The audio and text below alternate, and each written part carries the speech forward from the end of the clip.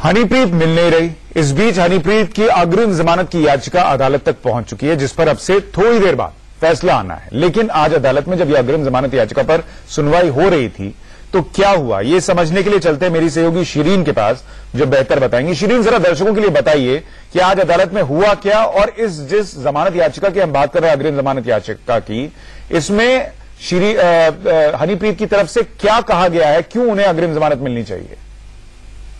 थोड़ी ही देर बाद फैसला आने वाला इंतजार सभी को है, लेकिन आज हुआ क्या कोर्ट के अंदर, क्या दलीलें वकील की तरफ से दी गई हनीप्रीत के, और कोर्ट ने क्या कुछ कहा, उस पर एक नजर सबसे पहले डाल लेते हैं, फिर अर्जी की भी बात करेंगे। हनीप्रीत के वकील की तरफ से कहा गया कि जान का खतरा है, इस वजह से वो चंडीगढ़ नहीं जा सकती हैं। ये दलील दी गई वकील की तरफ से, और कहा गया कि 3 हफ्ते की अग्रिम जमानत दी जाए हनीप्रीत को, इसका ये भी कहा गया। तो वकील की तरफ से जो कहा गया है वो आपको बता रहे हैं, लेकिन फिर कोर्ट ने क्या कहा? कोर्ट ने कहा कि पहले हम ये तय करेंगे कि ये हमारे क्षेत्र में आता है या फिर नहीं, और उसके बाद फिर जो कहा गया वो भी आपको बता देते हैं। कोर्ट ने ये कहा कि पहले इस पर गौर करेंगे, लेकिन हनीप्रीत के वकील ने फिर कहा कि दिल्ली में पुलिस गिरफ्तार कर सकती है, ये डर है हनीप्रीत को कहीं ना कहीं, इसीलिए जमानत अर्जी की दाखिल की गई।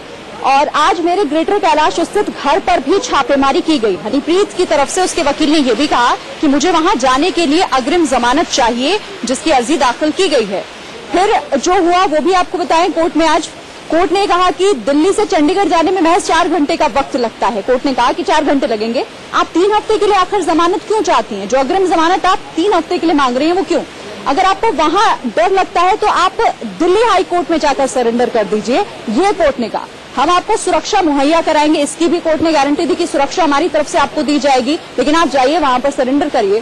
फिर वकील की तरफ से कहा गया कि मैंने कुछ नहीं किया, फिर भी देशद्रोह की धारा लगा दी गई। यानी कि वकील ने हनीप्रीत की तरफ से कहा कि मैं लगातार पुलिस के साथ थी, तो आखिर हंगामे की जिम्मेदार मैं कैसे हो सकती हूँ, और ये धारा मुझ पर क्यों लगाई गई, ये एक दलील और दी गई। फिर कोर्ट ने कहा कि अगर आपने कुछ नहीं किया है तो भैया आप फिर सरेंडर क्यों नहीं करती है, सरेंडर करने से आप बच क्यों रही हैं, क्या आप जांच में कल से सहयोग कर सकते हैं? जांच में सहयोग करना होगा, ये कोर्ट कह चुका है इस पूरे मामले में। और इसे लेकर पूछा भी गया कि 12 घंटे की प्रोटेक्शन है वो आपको हम मुहैया कराएंगे, ताकि आप जांच जो रही है उसमें पूरी तरीके से पुलिस को सहयोग करिए।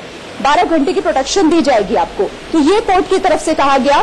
और अब आपको ये बताते हैं कि जमानत अर्जी जो दाखिल की गई है उसमें आखिर क्या कुछ कहा गया है। मैं अपने पिता के साथ कोर्ट की तारीख पर गई थी, ये हनीप्रीत ने कहा है।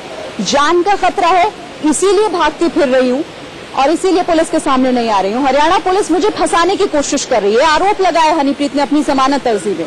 सफाई के लिए, जांच में शामिल होने के लिए उन्होंने कहा कि वो हमेशा से तैयार हैं, सफाई दी।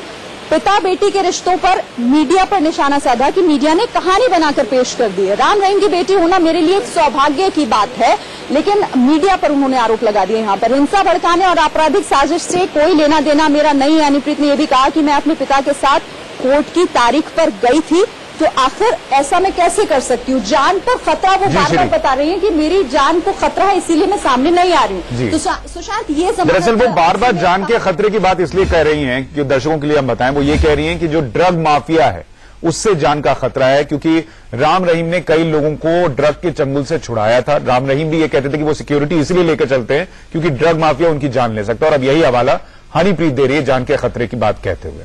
खैर, इस पर हमारी नजर रहेगी। लेकिन आज की एक और बड़ी खबर, बनारस